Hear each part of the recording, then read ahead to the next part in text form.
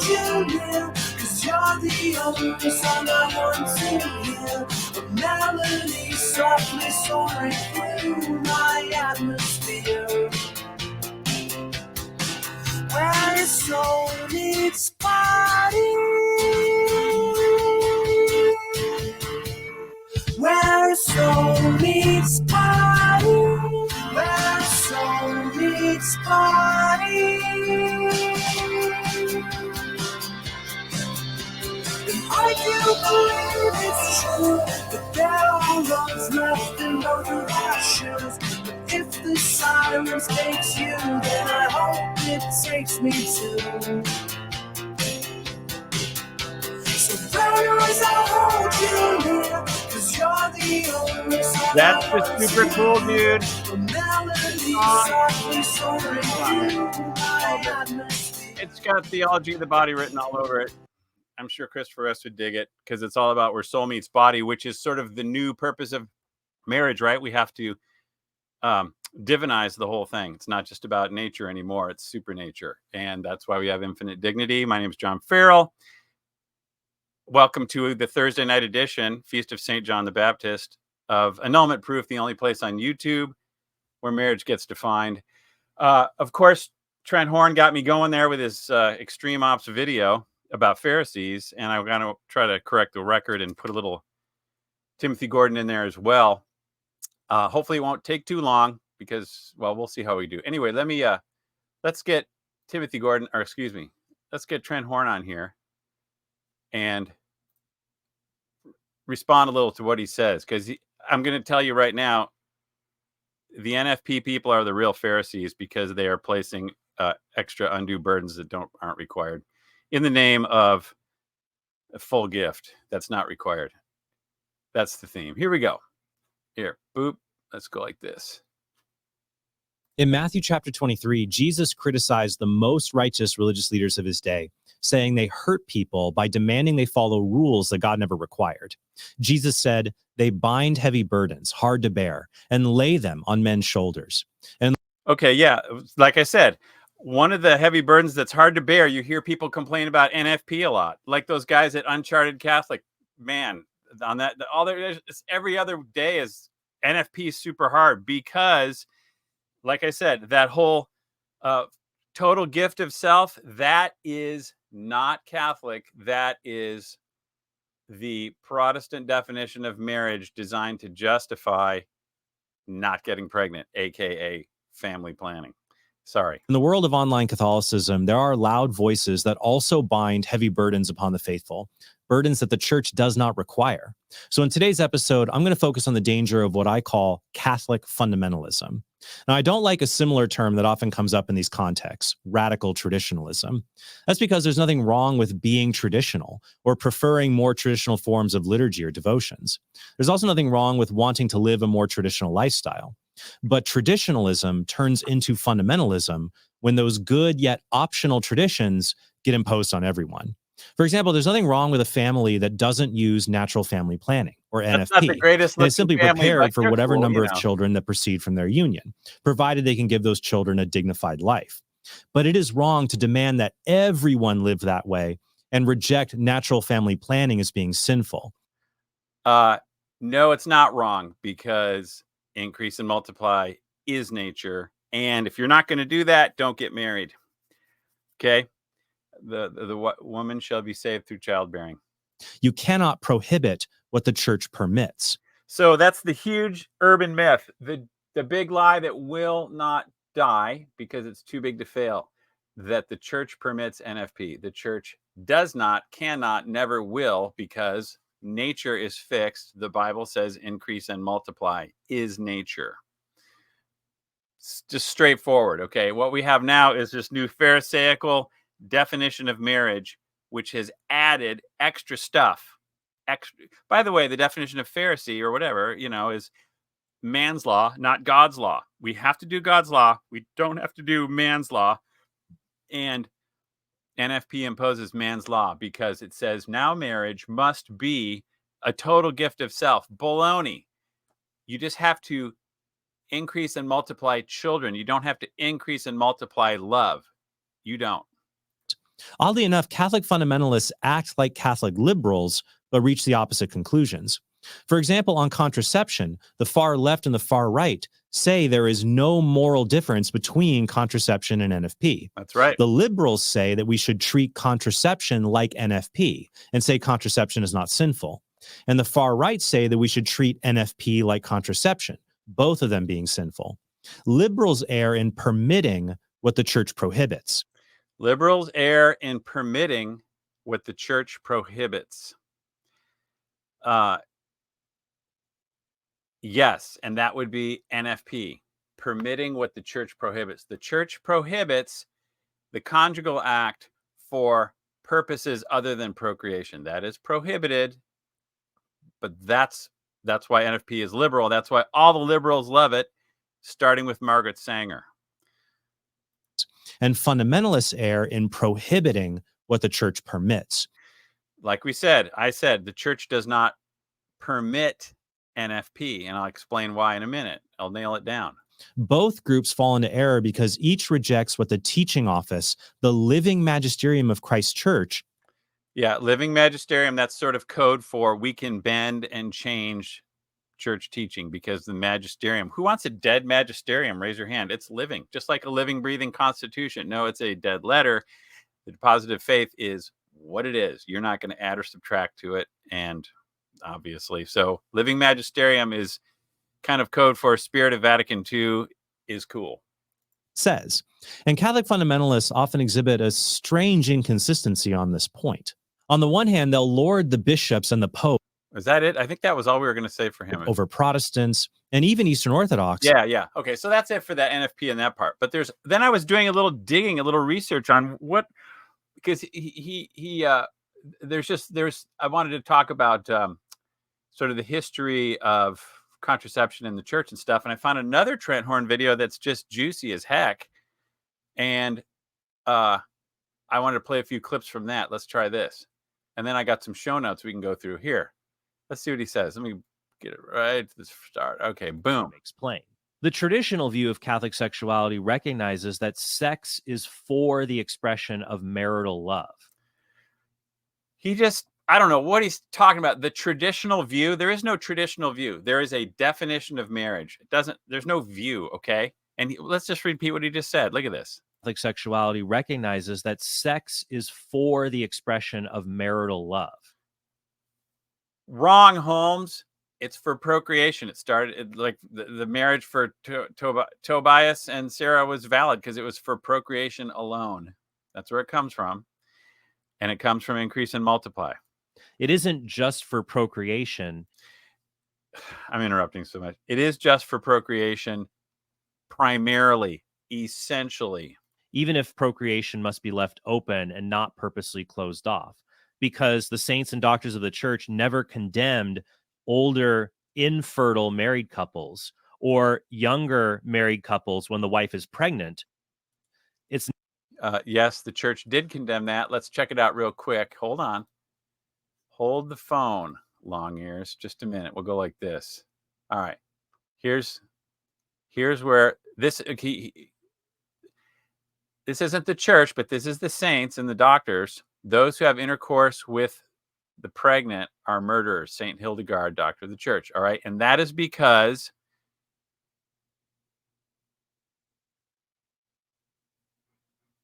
procreation is primary.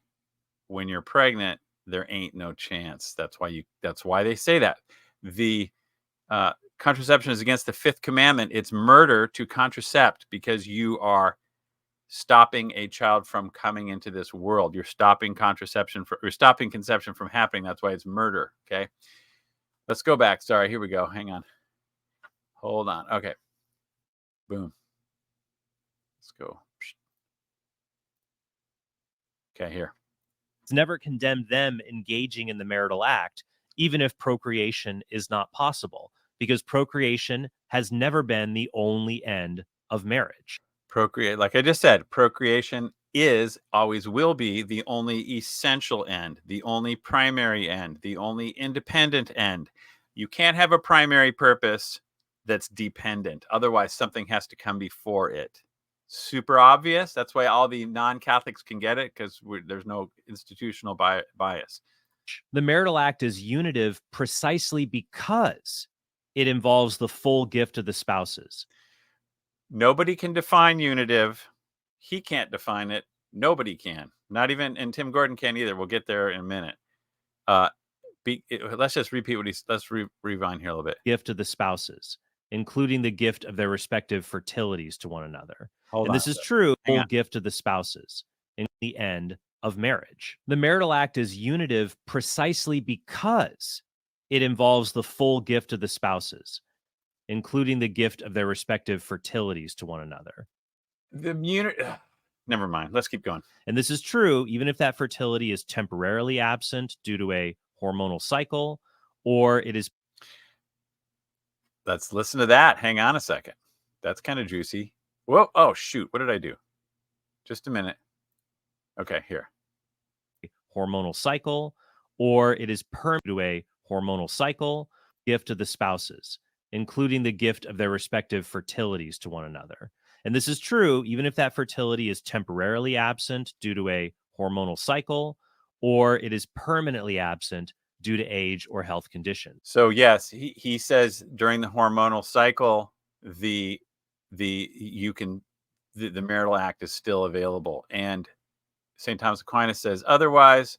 Right here, let's see. Let's go to full screen on that.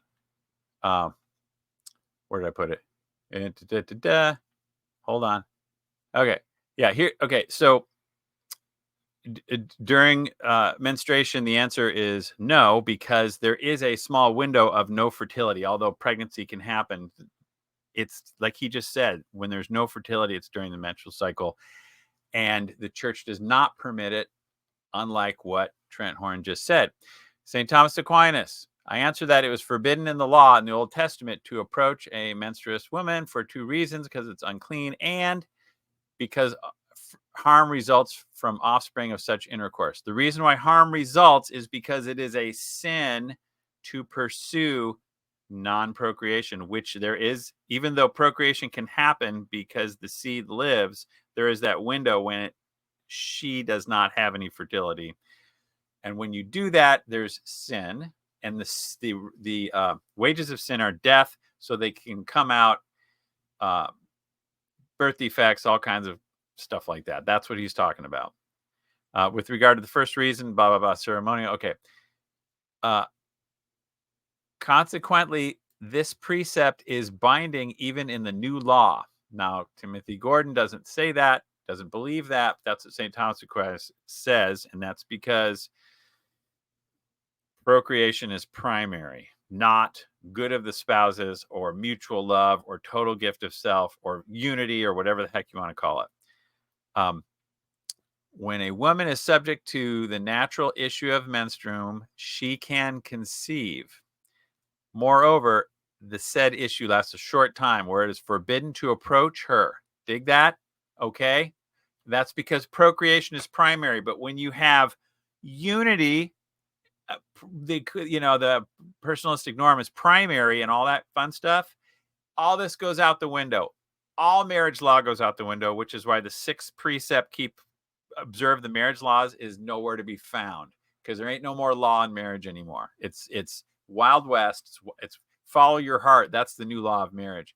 In like manner, a woman is forbidden to ask for the debt during this period of time. So there's law right there.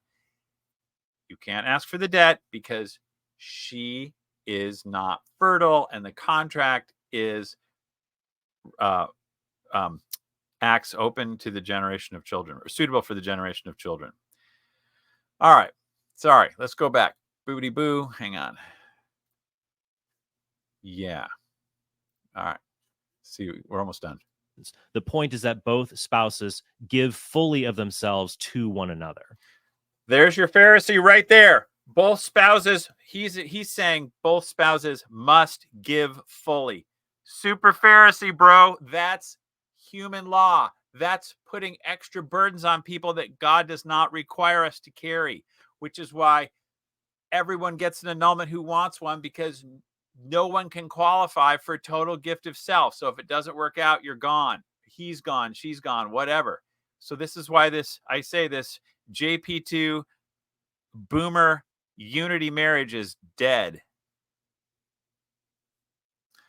Is there another video? Oh, by the way, he did say in this, let me see if there was more in here. Let me just check this out real quick. Hang on. Let's try this.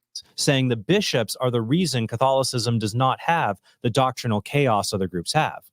But on the other hand, they'll also say the bishops are a bunch of modernist heretics, and so you don't have to listen to them, especially the Pope, who they simply call Bergoglio. What a message, right? Become Catholic and leave the subjective poison of Protestantism. But don't listen to the church's heretical leaders. Instead, just follow this Catholic influencer on social media. All right, so a lot of people say, hey, NFP is okay because all the bishops approve it and the Pope approves it. So once you got that, that's a lock right there. All right. No, all the bishops don't approve it. There's proof. I'll show it to you right now. Hold on. Let's share this tab. We'll go full screen on it. Boom. All right. So this is a blog I made. I found a couple bishops when this NFP stuff started getting kicked off. One is from Seattle. I've seen his grave, Bishop Shaughnessy, up there at Holyrood. And he has a letter, and you can click on this. I'll give you the links to all this stuff. You can read the letter where he condemns NFP, and he also shares it. And there's with another bishop who also gave a letter in 1940, Bishop of St. Paul, Minnesota, Archbishop Murray, and they said no to NFP. So you can't have, if church teaching is the same everywhere, always, can't change, obviously. So when you have to use the argument that, oh, all the bishops are pro NFP or think it's okay, no, they don't.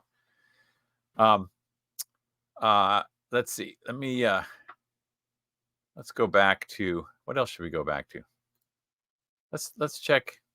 Did we already do this video? Let's see what this one is. Hang on. Sorry. What's this? Like saying contraception is as good as NFP. And we should avoid the error of the far right that ignores the magisterium. All right, this is oh wait. This is like the wrap up of what he was going to do. So let's go to, yeah, we can go to this. Hang on. We'll finish up with Trent Horner here in a minute. Here. Magisterium in order to make good evil, like saying NFP is as bad as contraception. Instead, we should be faithful to what the church teaches in sources like the Catechism or the Code of Canon Law. As faithful Catholics, we should avoid the error of the far left that ignores the magisterium in order to make evil good. Don't ignore the magisterium. Well, that's what NFP is doing. They're ignoring the magisterium because it's tricky these days because we're living, the smoke of Satan has entered the sanctuary. So it's tough to see it sometimes, but just because the Pope says X doesn't mean it's the thing. You have to go back to tradition and see if it squares with what's going on.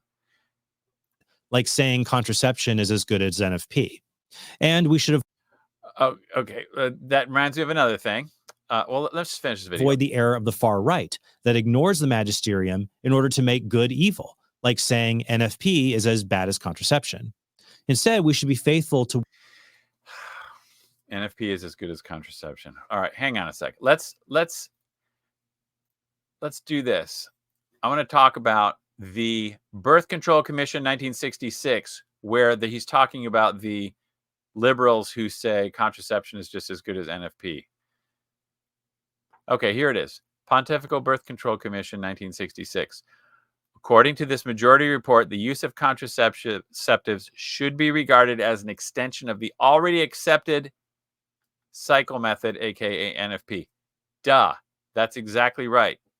Hold on. I got to let the cat in. The cat is dying to be here. Just a second. Okay, he's goofing off in the background, but we'll just ignore it. Anyway, the acceptance of the lawful application of the calculated sterile periods.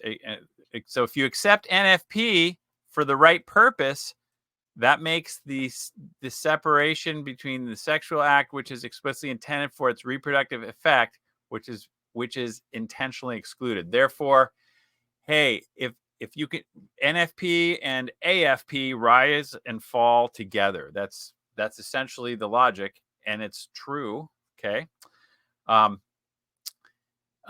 on. So let's go back and see. I think we're finished with that.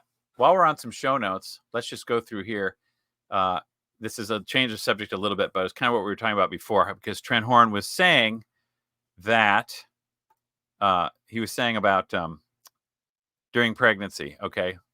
And that's why if during pregnancy is fine, therefore marriage is about unity and not necessarily procreation. Okay. And I'm going to tell you why he's wrong. All right. It's right here.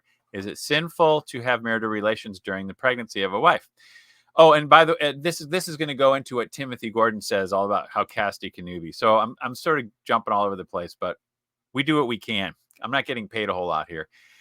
Many have thought that Pope Pius XI's Casti Connubii teaches that one may lawfully have marital relations during the wife's pregnancy. But Casti Connubii is highly ambiguous, and it is very hard to understand whether it teaches that one may lawfully have marital relations after the woman may have become pregnant. Casti Connubii teaches that spouses can perform the marital act during those times when new life cannot be brought forth. And this is interpreted by some to give permission for spouses to perform the marital act during the woman's pregnancy. But the Pope then goes on to state that this action is only lawful so long as they are subordinated to the primary end. Okay, so when relations during pregnancy are not subordinated to the primary end, procreation, unless you can change the primary end to unity. That's exactly what's going on. Where soul meets body, hello? Chill, cat. That's what's going on, though. So this last sentence seems to teach that one may not perform the marital act during the pregnancy of the woman since the primary end mode of procreation is already fulfilled. Is it clear? Is it obvious? We have created a new model of marriage, and it's pharisaical. It is the total gift of self purpose marriage, which is a heavy burden laid on the faithful that we are not required to carry. I think there's another video in here. Let me see what else we got. Hold on. Let's see if there's more to Tim. I think that's it. I thought there was more. Sorry. Let's go to here. Let me check. Okay, now we're going to switch gears to Timothy Gordon a little bit because Tim and Trent are two peas in a pod on this, calling people more Catholic for saying NFP is wrong, more Catholic than the Pope and all that sort of stuff. The volume on this is a little low, but I'll tell you what he says. Let's see how it goes.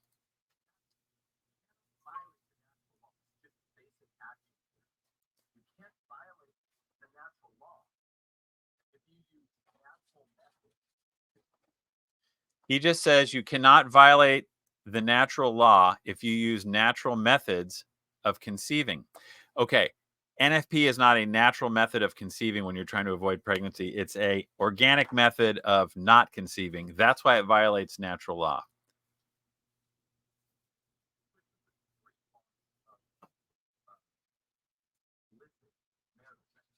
Okay, so he's going to give us the 3 fonts of licit conjugal acts. And what he means by that is what is legally essential, legally required, okay?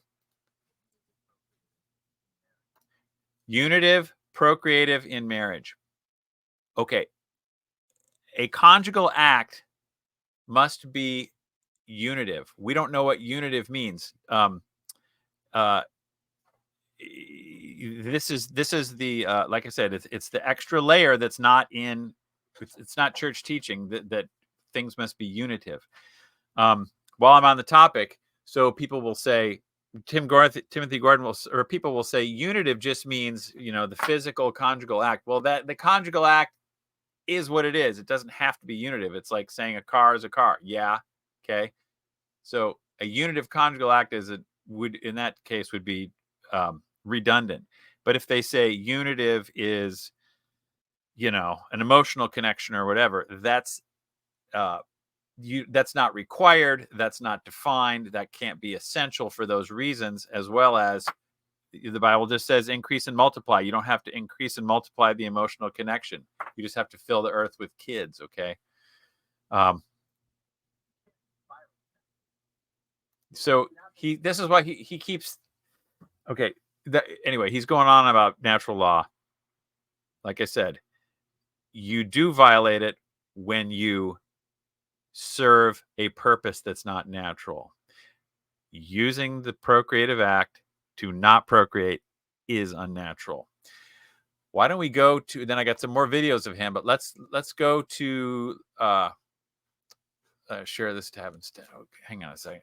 Hang on. Okay, so before we get to more video of Tim Gordon, we're going to just go through some of why I think he gets it wrong, and as far as this natural law stuff. Okay, so I'm going to quote from Pius the 12th in the 1951 address to midwives, which is where NFP is entirely based on. It did not exist before 1951 in the Catholic Church. No pope, nobody ever said it was okay, which is why those bishops said came out and tried to condemn it in the 30s. To use NFP without a grave reason would be a sin against the very nature of married life. That's what Pius XII said in 1951. He just put his foot in his mouth on that one because a grave reason does not justify violating nature. No one can violate nature. It doesn't matter what the reason is. Okay. So, yeah, because it depends on what your primary purpose is. If your primary purpose is unity and married love and all this stuff, then you can have a grave reason then to not procreate, because then procreation just becomes a duty, which is a Protestant idea. It's not a duty, it's nature. Okay. Increase and multiply is okay. Here we go. The primary purpose and end of marriage is procreation and education of children. They cannot be separated, because you have to create citizens for heaven, which means you have to educate them. There's the primary end, the independent end. The only end that stands alone is procreation. It's not dependent on anything else. So all this emotional bonding, love, unity, whatever you want to call it, is dependent on procreation. If you can't pursue procreation because you're pregnant, you can't have the conjugal act. However, and same with menstruation. However, menopause is natural, and Casti Connubii 59 says that. So, and there are examples in the Bible of, I think, who is it? Elizabeth was 88 when she got pregnant with John the Baptist. Go John the Baptist. That's right. Okay, so this is Casti Connubii 54, and I just got it from the Latin translation just to get something a little different. But surely no reason, not even the most serious, can make that which is intrinsically contrary to nature, that which is congruent with nature and honorable. Notice their language. They did not say no reason, not even the most serious, can justify NFP, because NFP has nothing to do with justice.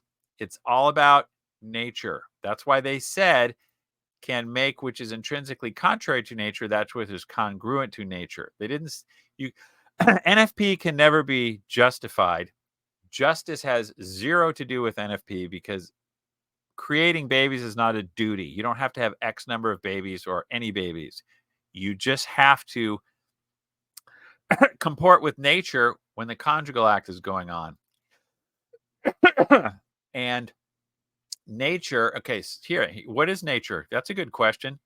But since the act of marriage is by its very nature intended for the generation of offspring, Trent Horn, hello? Those who by practicing it intentionally deprive him, that's like a weird Latin translation, intentionally deprive him of his natural force and power, are acting against nature. Okay, so what is the natural force and power of the conjugal act intended for the generation of offspring? That's what it is. Okay, so when you are either shooting out the bus tire so you don't have to go to school, or you are deliberately missing the bus so you don't have to go to school, you're not going to school, because that's your intention. So if you're avoiding the calendar, or if you do something else to avoid seed and egg, you are depriving it of its natural force and power, acting against nature and doing what is shameful and intrinsically dishonest. Because you hear about making the marital act honest. That's what St. Thomas talks about. It needs to be procreative.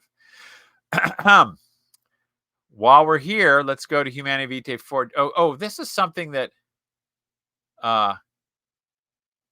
Trent Horn brought up.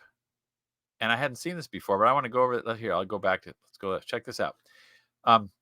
Humanae Vitae 14. So Humanae Vitae, by the way, it says some, it contradicts itself. It does say some good things too, and he repeats what everything that came before it. So Humanae Vitae is a mixed bag. To intend directly something which of its very nature contradicts moral order. Okay. They don't say not justified. Like I said, he's saying the same thing is up above in Casti Connubii. To intend directly something which at its very nature contradicts the moral order, that would be using the procreative act to not procreate, and which must therefore be judged unworthy of men, even though the intention is good. So if you have a good intention, a serious reason, whatever you want to call it, so that, we can't have a baby right now because of X, but we're going to keep on going through the motions. So it doesn't matter how good, just like Casti Connubii says, no reason, however grave. Humanae Vitae says the same thing. You can't do something that contradicts nature, even if the intention is good, okay? The reason why Humanae Vitae says this is because it's true. However, the way they squeak around it is they say love is nature, good of the spouses is nature, unity is nature, and it's all the personalistic norm, and it's all essential. Wrong. That is the new Pharisaical heaping heavy burdens on the faithful that don't need to be there, that aren't from God, they're from man. Where soul meets body, that's what Vatican II is trying to do with all this frickin' love marriage stuff. And all it does, it creates, I've done so many videos on this. It creates a lot of problems, but like I said, it creates lawlessness, legalized feminism. Don't get me started. So that's where Pius XII got crazy when he said, without a grave, it would be, you can use NFP unless you have a grave reason, and that contradicts Humanae Vitae and it contradicts Casti Connubii. Okay, so the way they fixed it is they said, we're just going to change the nature, and we're going to call kid production a duty, which is what the Protestants do. In 1930, they started calling it a duty, and that's why we have massive confusion. All the Catholics contracept because why the heck not, if it ain't about procreation anyway, okay? Margaret Sanger was like, rah. Finally, the Catholics know it's not about procreation, and she's on record as saying procreation is secondary. Okay, I think that's it for that.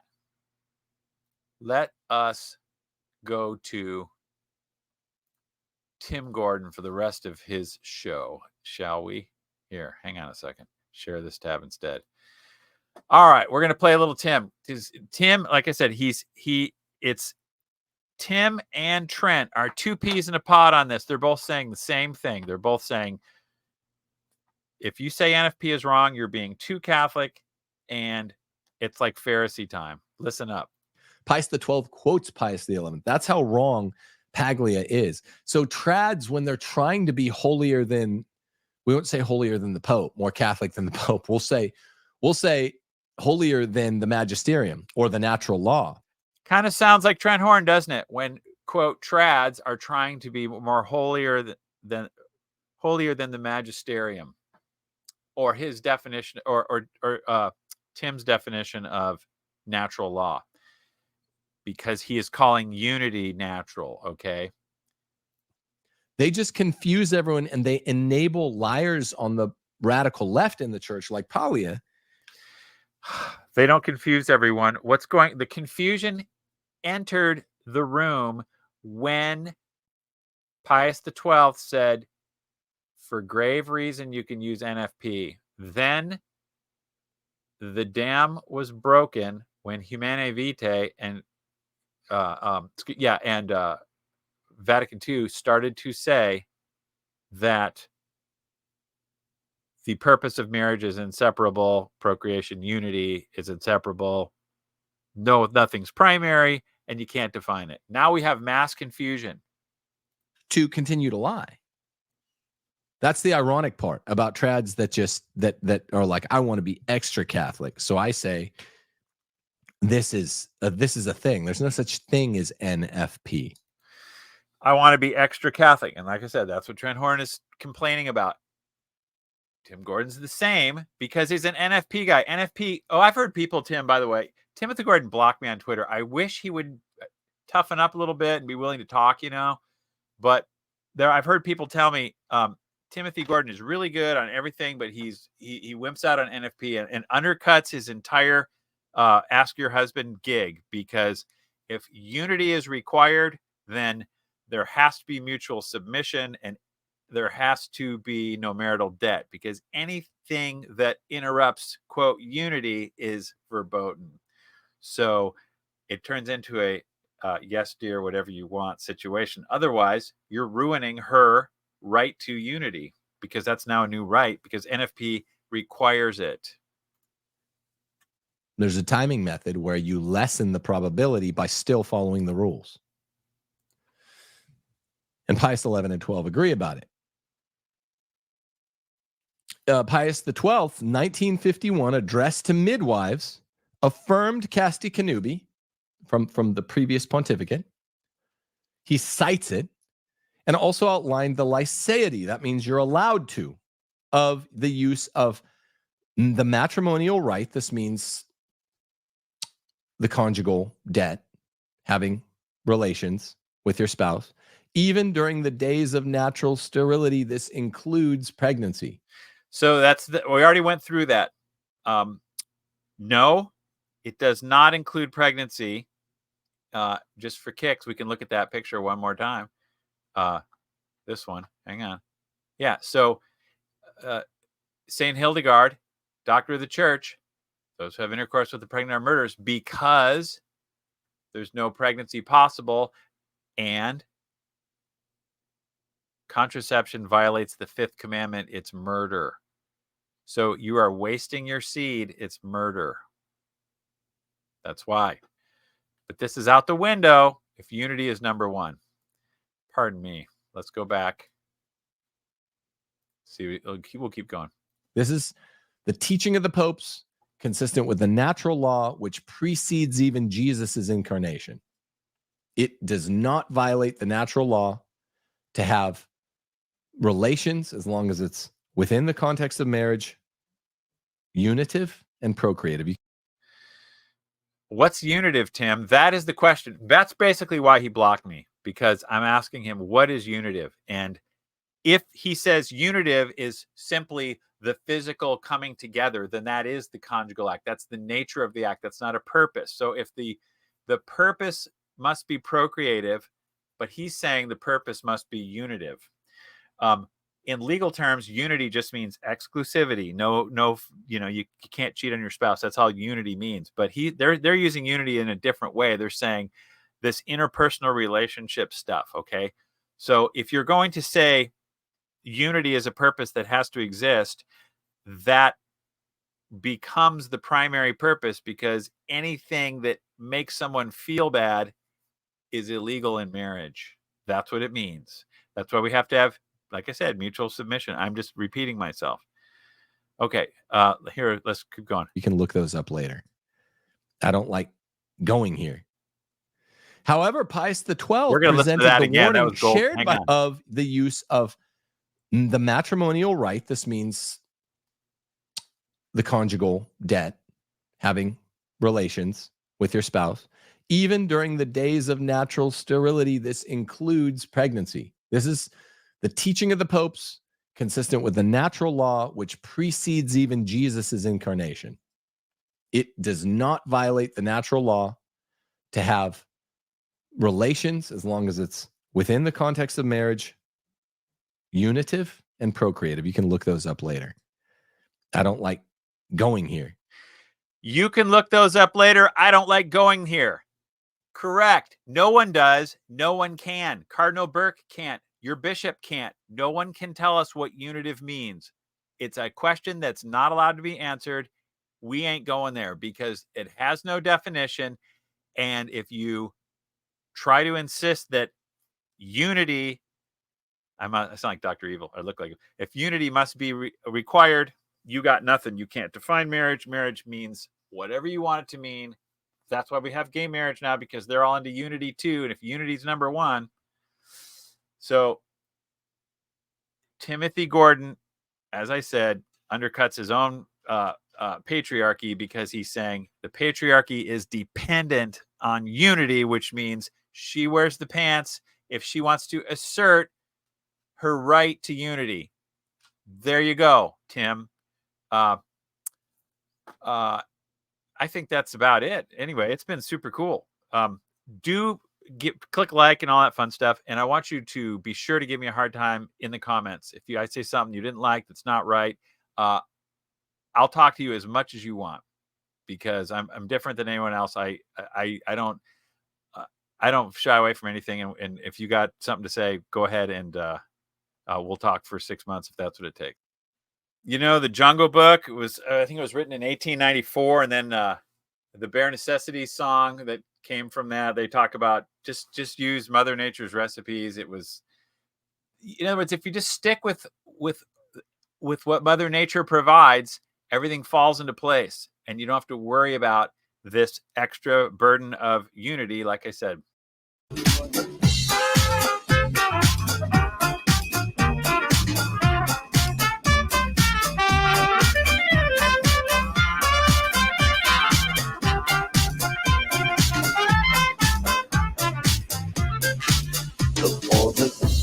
Necessities, the simple bare necessities. Forget about your worries and your strife.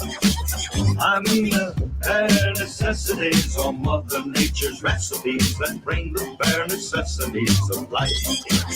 Wherever I wander, wherever I roam, I couldn't be found off my big home.